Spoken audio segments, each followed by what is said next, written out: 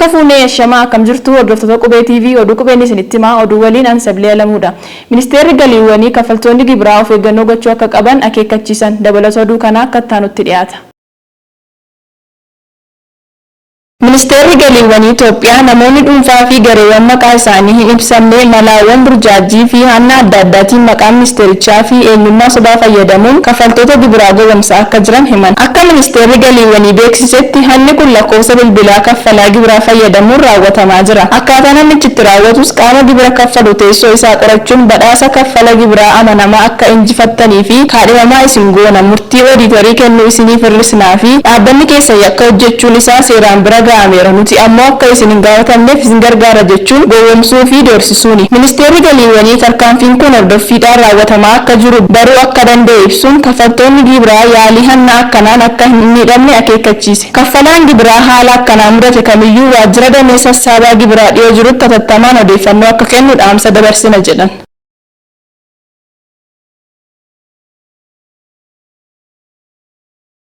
Bulchiinsa magaalaa Nageellee Booranaatti waldaan dhalattootaa fi jaallattoota Nageellee Booranaa uummata akka qalleeyyiif deeggarsa taasise. Waariyoo Didaatu qindeesse. Waldaan dhalattootaaf jiraattota Nageellee Boorana jedhamu uummata harka qalleeyyii magaalaa fi haanolee godin Booran ba'aa jal jiran gargaarsa namoomaa taasiseefii jira. Haga hojii tolooltummaa tan hojjechuu jalqabe waggaa 12 kan ture waldaan kun hawaasi keenya danujibuu akka hin miidhamne jechuun harka qalleeyyii dhugu humna isaa adoo hin qusatin deeggaruu hojii geggeessaan dhaabbatichaa Haaba Masaay Xilaawun qubee TV itti himee jira.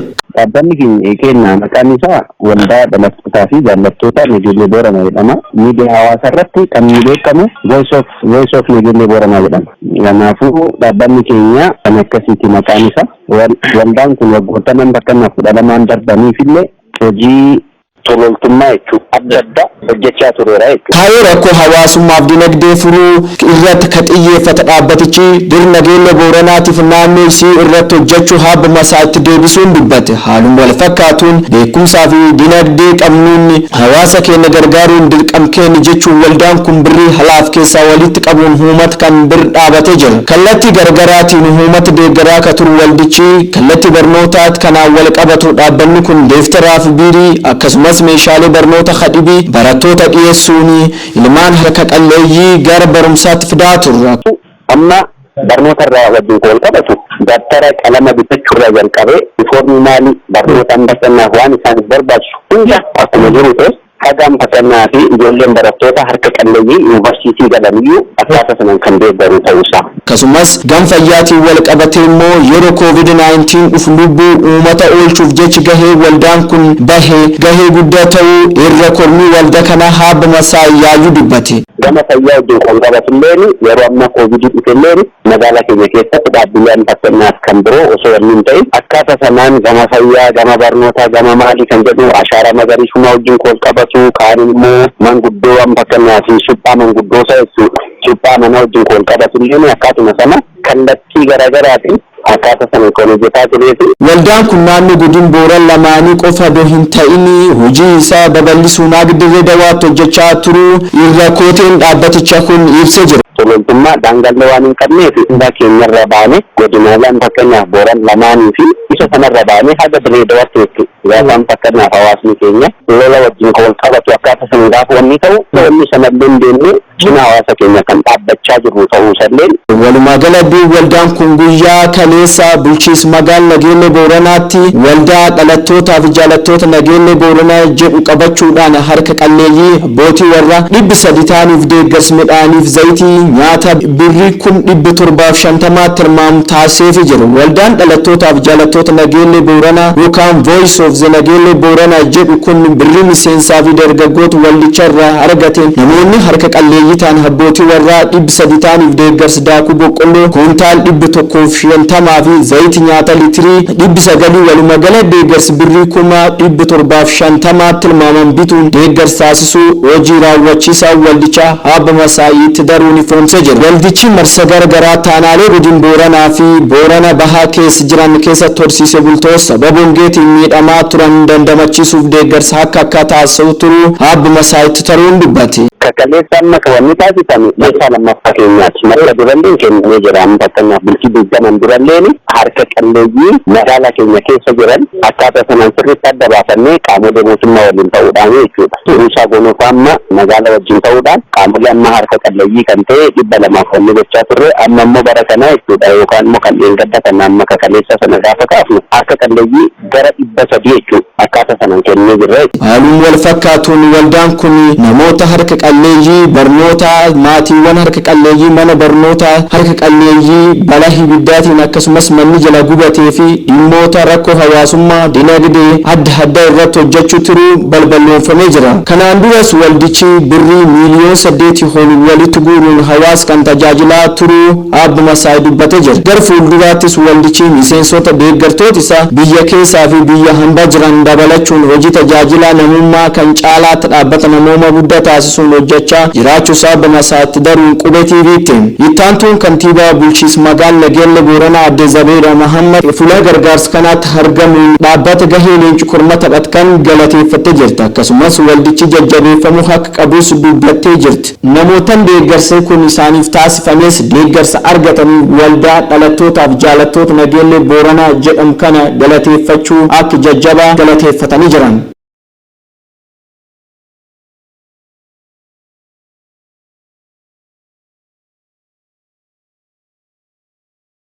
Naannoo Gambeellaatti haleellaa hidhattootaan raawwatameen namoonni ajjeefamuu fi balaa hamaa fi salphaan ta'e ga'uutu himame. Leensaa hordofaa akka itti dhiyeessiti.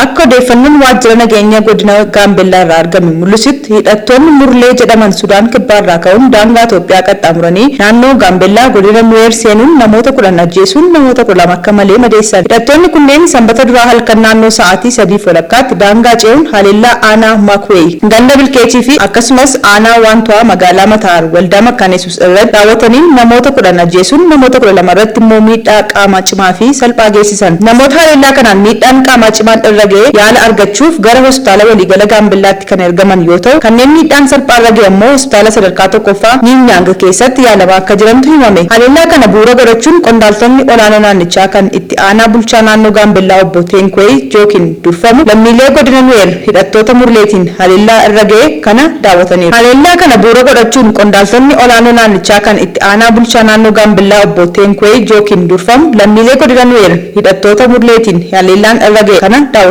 Obbo Tumkee Jook hidhattoonni Sudaan kibbaa Murlee yeroo baay'ee irra deddeebiin haleellaa kana kan yaalaa turanii fi sanbata darbe kanas tasaa dhukaasa banuun haleellaa kana irratti raawwatan jedhan. Mootummaan namoota haleellaan irratti raawwatame kana du'arraa baraaruuf tattaaffii taasisaa jiraachuu ibsuun haleellaan wal fakkaataan akka deebi'ee hin raawwatamneef eegumsi cimaan naannichaaf akka godhamu himan. Lammiilee haleellaa kanaan miidhamaniif mootummaan naannichaa deeggarsa barbaachisu akka taasisus dubbatan. Kanaan duras hidhattoonni Murlee kun godina Nuweeriif Anyuwaa seenuun haleellaa adda addaa raawwachaa akka turan ni yaadatama. Daangaan naannichaa hidhattoonni kun itti seenan bal'aa ta'uu irraan kan ka'e hawaasni naannoo kanaa keessa jiraatu haleellaa wal fakkaataan naannoo biroottis akka hin mudanneef sochii mootummaan taasisu jedhanti dammaqinaan akka eegumsa isaa godhuuf hawaasa naannichaaf waamicha taasifame.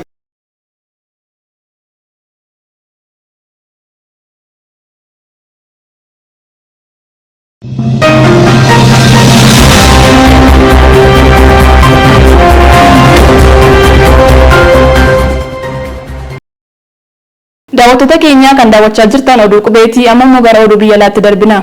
Gamtaan Awurooppaa dhaabbata Feesbuukii Meettaa $1 biliyoona 1.2 ol adabe. Dabalata oduu kanaa Addisuu Muluu akka itti dhiyeessa.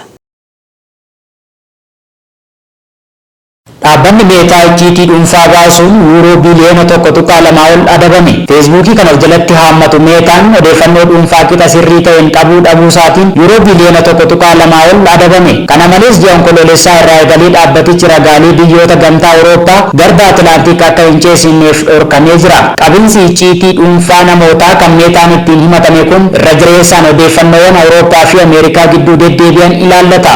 Adabbiin jaarmiyaa eegumsa ragaa dhuunfaa Irlaandiin darbe kun kun adabbiiwwan seera eegumsa ragaa dhuunfaa waliigalaa gamtaa Awurooppaa jalatti hanga yoonaatti darban keessaa isa guddaadha. Gamtaan kun murtoo kanarra kan ga'eef sodaa hattoota ragaalee Ameerikaa irraa qabu akka ta'etu gabaafame. Meetaan gama isaan adabbiin kun ragaan kan hin deeggaramnee fi bu'aa kan hin buusne jechuun oliiyyannoof akka deemu ibse. Pirezidaantiin dhimmoota idil addunyaa dhaabbata Meetaa Niik Kileegii fi hoogganaan olaanaan dhimmoota seeraa dhaabbatichaa Jeeniifar Niwustiid murtoon gamtaa Awurooppaa dabarse murtoo dogongoraa fi haqummaa kan hin qabne jechuun murtee kana qeeqan. Hooggantoonni kun adabbiin darbe kun dhaabbilee dirree dijitaalaa fayyadamuun gamtichaa fi Ameerikaa gidduu odeeffannoo tamsaasan hamilee kan buusuu fi adeemsa balaa qabu ta'uusaa ibsan. Odeeffannoon kamuu biyyoota gamtaa Awurooppaa keessaa gara Ameerikaatti wayita deemu eegumsi jabaan akka taasifamuuf seerri tumamee jira. Seerri kunuunsa icciitii dhuunfaa Komishinii Gamtaa Awurooppaan tumame kun icciitiin dhuunfaa Awurooppaa keessattis Awurooppaadhaa bahe gara Ameerikaa wayita ergamu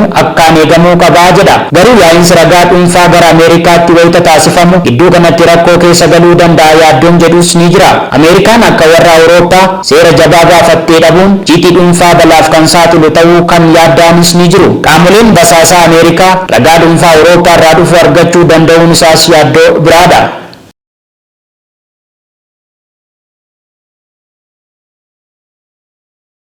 Dhaabbanni fayyaa addunyaa weerara ta'anii dhufuuf qophaa'uudhaaf amma fooyya'insa gochuu qabna jedhe Leensaa Hordofaa. Daayiriktarri olaanaa dhaabbata fayyaa addunyaa Dr. Tedros Adhanom biyyoonni weerara dhibee itti aanuuf qophaa'uuf haaromsa barbaachisaa ta'e akka gaggeessan akkasumas kanaan dura dhaabbata fayyaa addunyaaf deeggarsa maallaqaa taasisuuf waadaa galan kabajuu akka qaban dhaamaniiru. Dhaabbanni fayyaa addunyaa kana booda COVID-19 balaa addunyaa kan ta'an erga labsee booda konfiraansii fayyaa waggaa waggaadhaan gaggeeffamu irratti kan dubbatan Dr. Tedros weerara itti aanu ittisuuf haasa'uu fi qophaa'uu qabnaa jedhan. Daayiriktarri olaanaan kun haasawaa biyyoota miseensa dhaabbatichaaf taasisaniin dhimma kana akka salphaatti bira darbuu hin dandeenye weerarri itti aanu balbala keenya rukutuun isaa waan hin oolledha jechuun akeekkachiiseera. Dr. Tedros haasaa isaaniin vaayirasiin xiqqaan hammam hamaa akka ta'u waan arganiif dhaloota kanarraa kutannoo guddaatu eegamaa jedhan. Biyyoota 10 fi Siwiizerlaand magaalaa Jeenevaatti gaggeeffamaa kan jiru walga'iin dhaabbata fayyaa addunyaa fi waggaan 75ffaa hundeeffama dhaabbatichaa kabajamaa jiru irratti fuulduratti weerara mudachuu danda'u dabalatee rakkoolee fayyaa idil addunyaa furuuf murtoon ni kennamaa jedhamee eegama. Akka Reuters gabaasetti biyyoonni miseensa dhaabbata fayyaa addunyaa 194 ta'an seera dirqama yeroo balaa fayyaa addunyaatti itti fayyadaman haaromsuuf mari'achaa kan jiran yoo ta'u waliigaltee ittisa weeraraas qopheessaa jiru. Hirmaattonni konfiraansichaa baay'ata dhaabbata fayyaa addunyaa bara 2024 hanga 2025 wiixata dhufuu ni raggaasisu jedhamee eegama. Kanaanis kaffaltiin waggaa biyyoota dabaluu danda'a jedhamee eegama.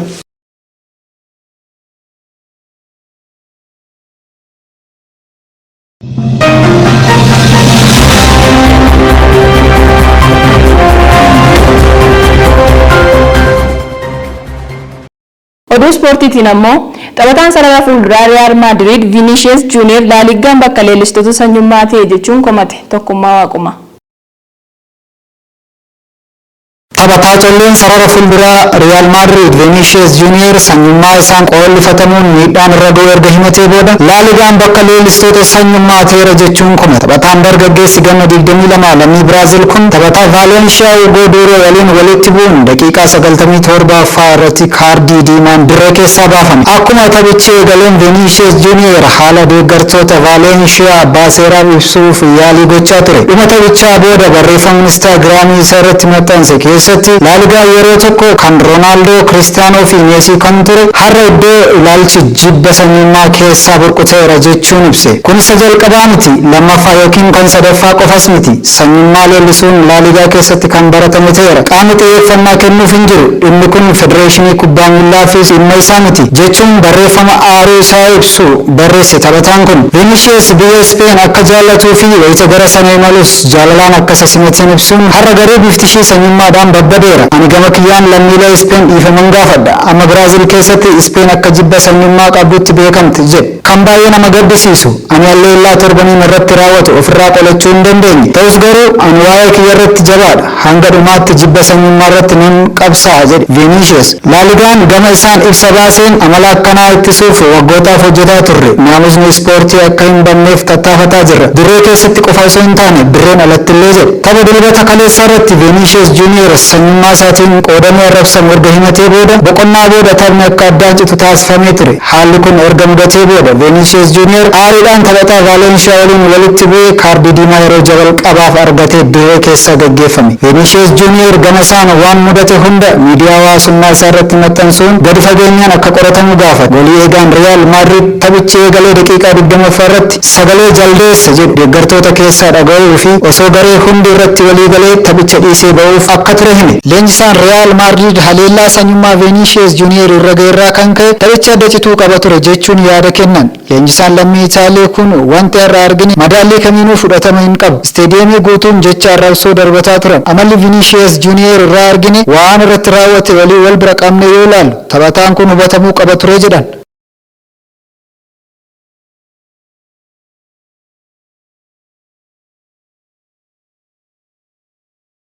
Daawwattoota keenyaa kan daawwachaa turtan oduu qubee waliin Ansabilee Alamuun ture. Qophiileen qubee TV afaan itti fufuu turtii gaarii.